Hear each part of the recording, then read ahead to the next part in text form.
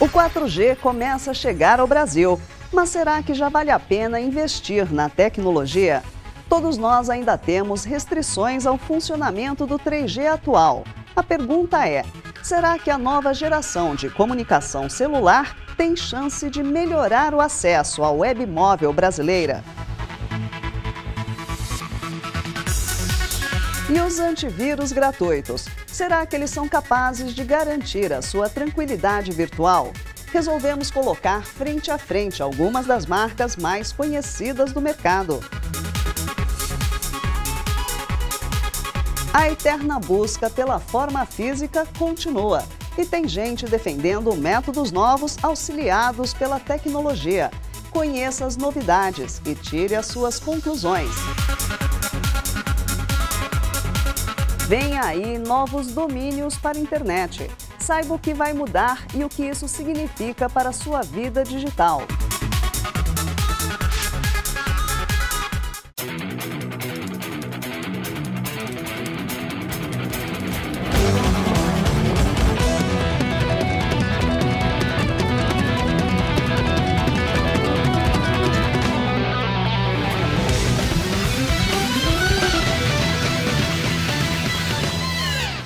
Olá, bem-vindos ao Olhar Digital Plus. Além do teste com a tecnologia 4G, hoje vamos falar de uma novidade que vai começar a aparecer nos navegadores de internet de todo o mundo: novos domínios. São novos nomes que vão substituir os tradicionais .com e .com.br, por exemplo. Veja do que se trata. Indo do simples, domínio é uma forma de dar nome a uma máquina para que ela seja facilmente encontrada na rede. Qualquer pessoa que usa a internet é familiarizada com os atuais domínios genéricos .com, .net e .org. Além disso, dependendo do país em que o endereço virtual está registrado, ele traz também um sufixo de dominação, como por exemplo o .br. A novidade é que muito em breve devamos ter novos domínios genéricos de abrangência internacional na web. Em uma página do ICANN, órgão que controla a distribuição de nomes na internet, já é possível fazer a solicitação. Na verdade, cada um aplica para um nome que acha interessante. Alguém pode querer, por exemplo, .store para lojas, ou .shops, ou .sports, ou qualquer coisa desse tipo. Então isso foi aberto para o público, já foi fechada a primeira leva e foram registrados mais ou menos 1.900 pedidos de domínios. Então pode chegar a ter 1.900 domínios novos desse tipo genérico. A previsão é que os primeiros novos domínios comecem a ser aprovados e distribuídos no início de 2014. Mas não pense que é simples assim não. Pedir um nome é caro, algo em torno de $185 mil, míseros R$370 mil. Depois disso, o pedido é minuciosamente analisado e, talvez, aprovado. Pessoalmente, não acho que traga grande vantagem. Traz vantagem para quem ganhar um domínio desse, porque pode ser, digamos, um negócio lucrativo você vender domínios no mundo inteiro, né? Se você for um sucesso. Alguns domínios genéricos que já existem há algum tempo não foram grandes sucessos. Por exemplo, tem o .travel para viagens, que eu não acredito que seja muito conhecido por aí. Tem o .biz, de business, que é parecido com o .com, que também tem aí alguma certa frequência na rede. Eu não sei dizer se esses novos domínios serão um sucesso ou não, mas como eles foram uma nova porta, nós achamos importante também não perder o bonde e participar do processo. Realmente, para nós, usuários finais, pouco deve mudar com a criação desses novos domínios genéricos. No máximo, se alguém deseja um nome que já está registrado no .com ou no .com.br, terá uma nova chance de usar o registro em um novo domínio.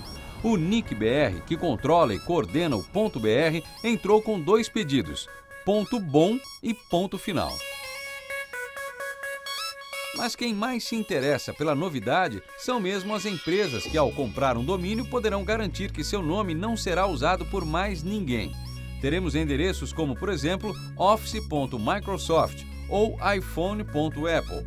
Várias dessas grandes empresas já deram entrada no pedido de domínio genérico, entre elas 3 brasileiras. O problema é que o pedido de algumas companhias, como a Amazon, já cria polêmica sobre o assunto. O Brasil e países da Latinoamérica reclamaram com razão que a Amazônia é uma região e que seria estranho que uma empresa ganhasse um nome que equivale a uma região. Então há uma contestação aí. Vamos ver para onde vão as coisas. Ou vão dar o domínio para a Amazon, ou vão suspender essa entrega dizendo que há reclamações por parte da comunidade de que a Amazon identifica uma região. A mesma coisa aconteceu com o ponto Patagônia, que alguém pediu, e a Argentina e Chile reclamaram dizendo que Patagônia é uma região e não pode ser concedido a alguém genericamente. E há mais polêmica envolvida na questão. Alguns acham que a criação de novos domínios só vai aumentar a confusão na internet. Outros defendem que vai aumentar a riqueza da web. Bom, depois do pedido, quem quiser assegurar um domínio ainda terá de pagar cerca de $150 todo ano, R$300. E você, tem alguma opinião sobre isso? Acha interessante ou tá bom do jeito que tá? Bom, deixe sua opinião nos comentários e participe.com.br.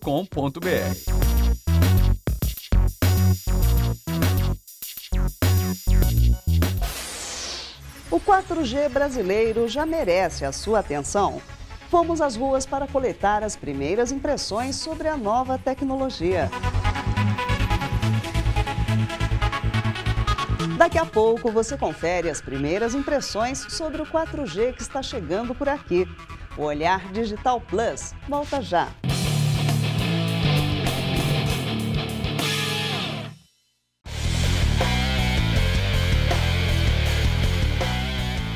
Estamos de volta com o Olhar Digital Plus. Novidades para quem está atrás de um corpo sarado. Um novo método promete resultados muito mais rápidos que os obtidos do jeito tradicional. Na receita, musculação e tecnologia. Mas a nova prática está longe de ser consenso.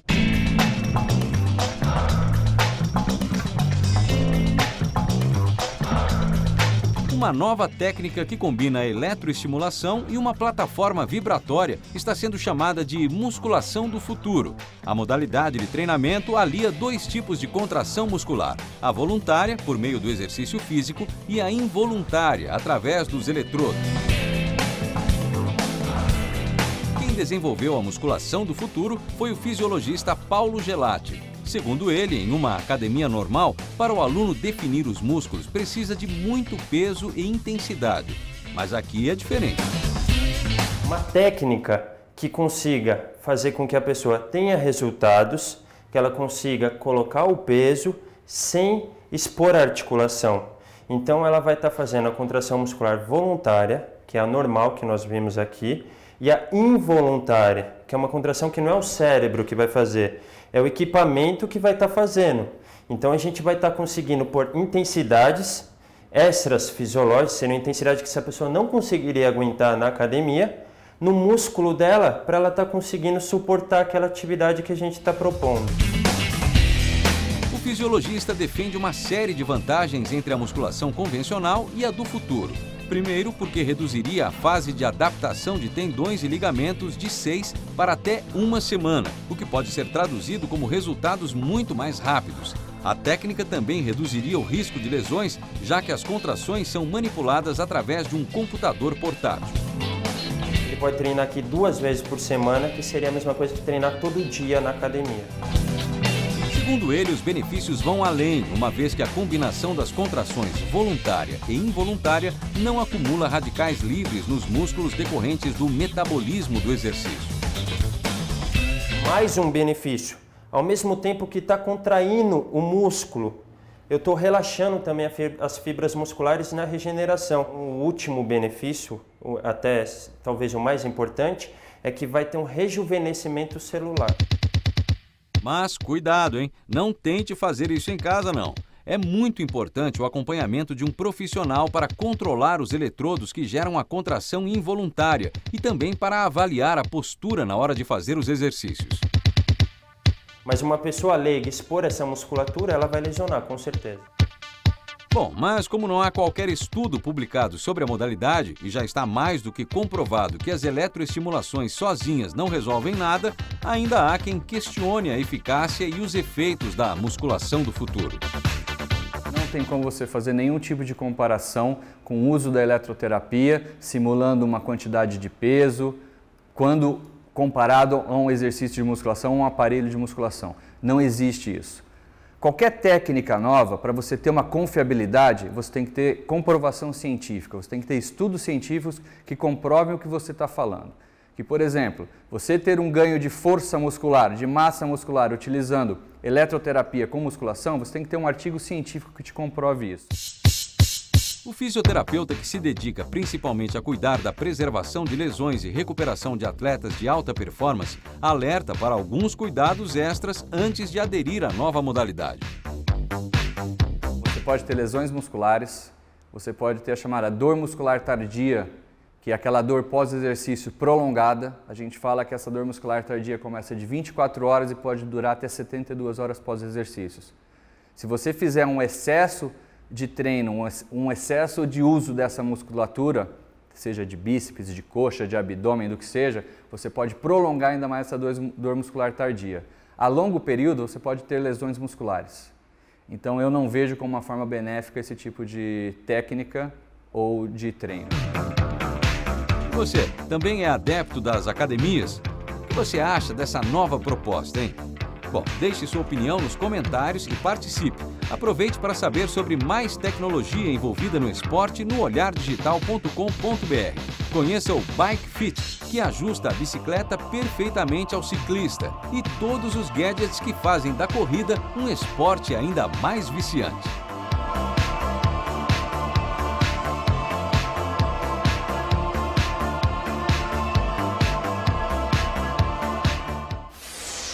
Será que já vale a pena investir numa linha e num aparelho 4G no Brasil? Fomos às ruas fazer os primeiros testes. Confira as nossas impressões. O 4G finalmente chegou ao Brasil. As principais operadoras lançaram seus planos para cidades que sediarão a Copa das Confederações em junho deste ano. Belo Horizonte, Brasília, Fortaleza, Recife, Rio de Janeiro e Salvador, conforme exigia o cronograma da Agência Nacional de Telecomunicações, a Anatel. A Claro, a Vivo e a TIM já estão operando nas 6 cidades. A Oi, até o momento, só lançou o 4G no Rio de Janeiro e deve disponibilizar a rede para as outras 5 até metade de maio. A Vivo e a Claro foram além e já lançaram a tecnologia na cidade de São Paulo também. Utilizando a tecnologia LTE, o 4G promete revolucionar a internet móvel. A ideia é que pelo celular estejamos conectados o tempo todo em altíssima velocidade e em qualquer lugar. Por aqui, ele está sendo implantado na frequência de 2,5 GHz, já que a faixa de 700 MHz é usada pela TV analógica. O 4G pode chegar a velocidades de 100 megabits por segundo, ou seja, estamos falando de quase 100 vezes a velocidade que o 3G promete. E cá entre nós, dificilmente cumpre hoje em dia. Nós resolvemos fazer o teste. Usando um aparelho Motorola Razr HD e um notebook, testamos a rede da Claro e da Vivo em alguns pontos da cidade de São Paulo. Para o teste, usamos como parâmetro vídeos no YouTube em alta definição. E para medir a velocidade da conexão, usamos o aplicativo Speed Test. Vale lembrar que tanto o 4G da Claro quanto o da Vivo oferecem coberturas que variam de 20 megabits a 60 megabits. Vamos aos testes. Na região da Berrini, zona sul de São Paulo, a conexão da Claro oscilou bastante e perdemos o sinal do 4G antes mesmo de medir a velocidade. Já a Vivo chegou a atingir 27 megabits. No bairro do Morumbi, também na zona sul, as duas operadoras tiveram baixo desempenho. Aliás, o 4G da Claro não funcionou e o da Vivo ficou entre 1 e 3 megabits. Já na região da Cidade Jardim, a tecnologia da Claro funcionou muito bem, com velocidade de até 32 megabits. E por fim, testamos o 4G na Avenida Paulista, local onde há grande concentração de redes e antenas de TV. O resultado também não foi dos melhores para a Claro. Não havia cobertura do 4G.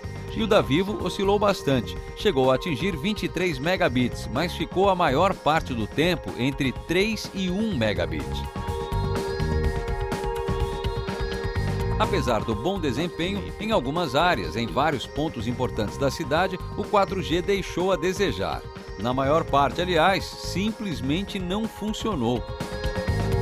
Outro ponto importante é que para usar o 4G você precisa de um smartphone ou um modem compatível com a tecnologia. E ainda não são muitos os smartphones compatíveis com o 4G brasileiro. Bem, cá entre nós, o resultado dessa nossa peregrinação pelas ruas de São Paulo não foi grande surpresa, não. A verdade é que esses primeiros momentos do 4G devem mesmo deixar a desejar. A frequência usada por aqui também não ajuda. Ela é menos eficiente do que a adotada, por exemplo, nos Estados Unidos, onde o 4G trafega pelos 700 MHz. Então, antes de pensar em trocar de plano e de aparelho, talvez seja melhor pensar de novo e esperar um pouco mais. Nesse primeiro momento, a experiência do 4G pode ser um pouco frustrante.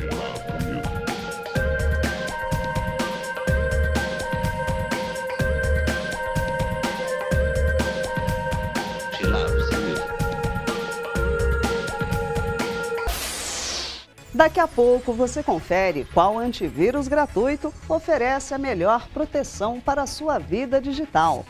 O Olhar Digital Plus volta já.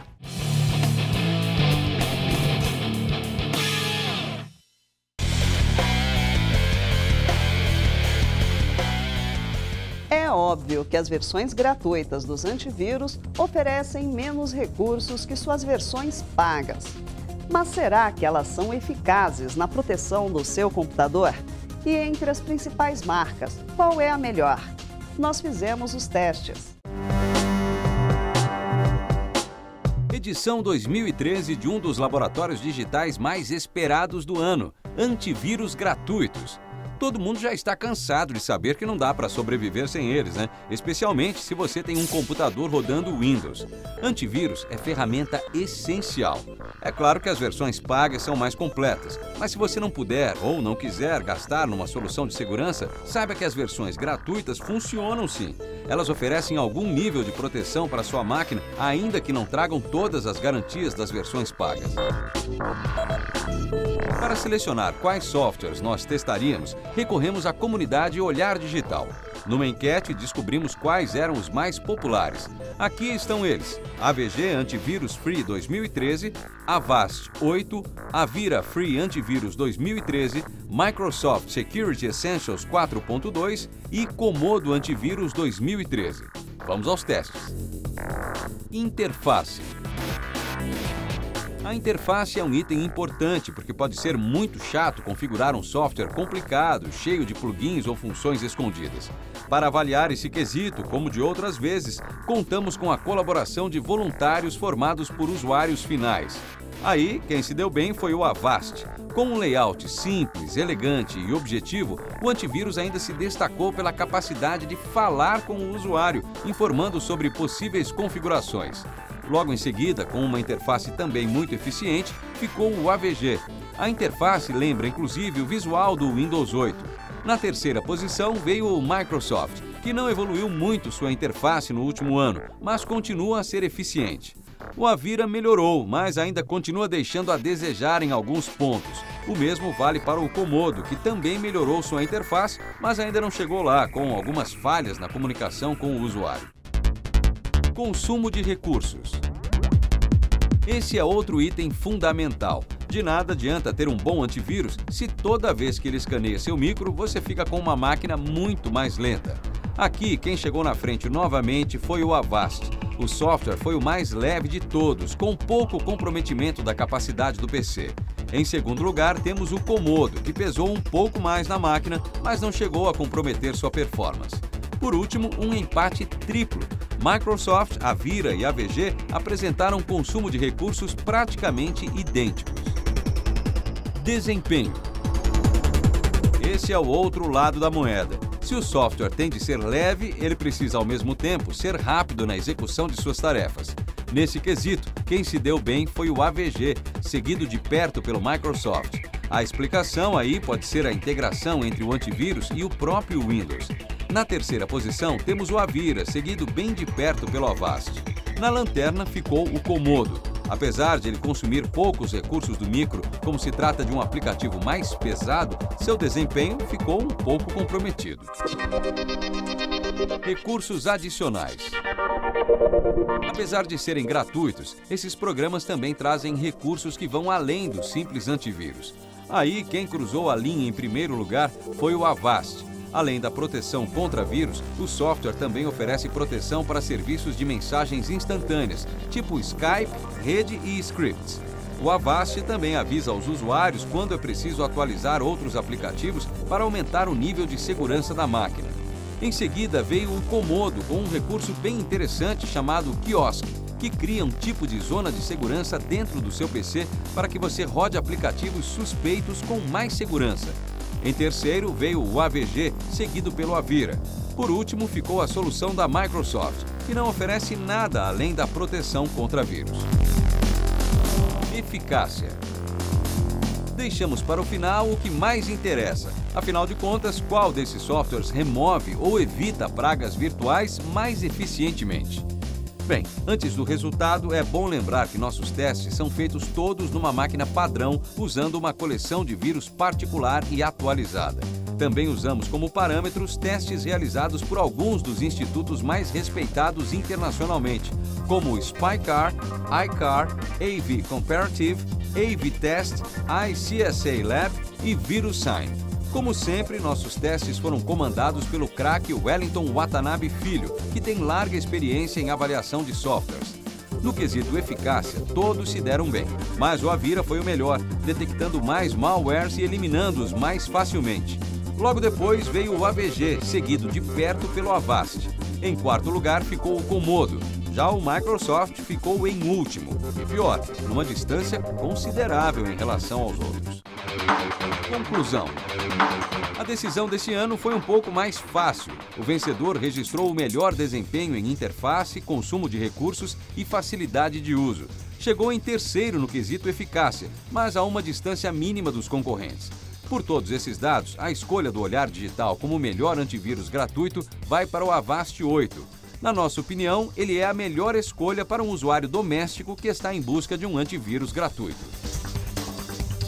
Logo em seguida vem a solução da AVG, que também apresentou bom desempenho em praticamente todos os quesitos. Em terceiro lugar ficou o Avira, seguido pelo Comodo. Por fim, chegou o Microsoft Security Essentials. Você usa alguma dessas soluções? Tem opiniões a respeito? Concorda ou discorda da nossa conclusão? Bom, registre sua opinião nos comentários, hein? E aproveite para trocar informações com a galera mais conectada do país. Sua participação é mais que importante.